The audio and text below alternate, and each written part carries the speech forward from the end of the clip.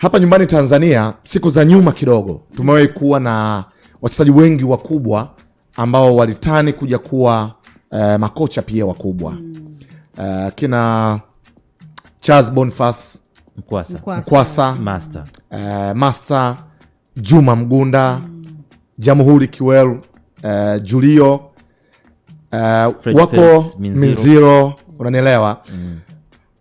Siku za hivi karibuni kina Meki Maxime walikuja tena kwenye kizazi kingine ambacho kilifuatia hapo. Kizazi hiki. Kaseja ni wa kizazi hiki.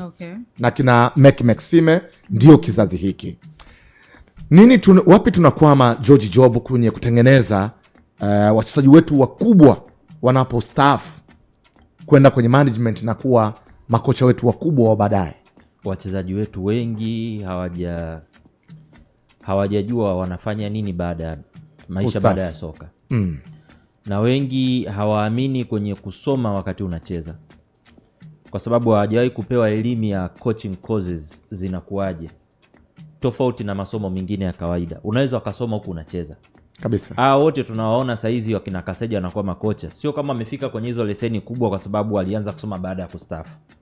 Walisoma wakati wanacheza. Kwa una attend zile courses, unaendelea na mpira wako. Ni short courses, kwa sababu hamna course ya mpira wa miguu ambao unaenda kukaa mwaka mzima shule. Ni courses za muda mfupi ambazo zinakuwa zimekuwa arranged. Kwa hiyo kwanza tu wao wenyewe hawajakuwa na hiyo elimu ya kwamba hizo courses zinatolewa katika namna hiyo, lakini hawajakuwa encouraged kuanza kuandaa maisha yao baada ya mpira wa miguu. Wengi wametoka katika familia ambazo wanaaminishwa kwamba biashara ndo mafanikio, biashara kufanya. Unaweza ukawa na biashara zako na ukawa kocha kabisa.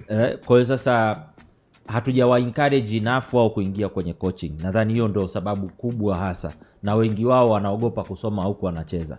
Kwa hiyo hawajakuwa tayari. Nadhani hatujapeleka elimu ya kutosha kwa hawa wachezaji wa sasa au ambao walikuwa wanaishi hapo nyuma. Lakini wengine pia wanakutana na changamoto za elimu.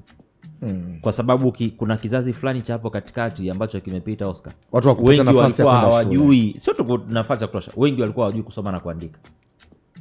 Kwa sasa unaingiaje kwenye zile courses kule hujui kusoma na kuandika? Na lugha ya coaching ni Kifaransa, Kiingereza au Spanish.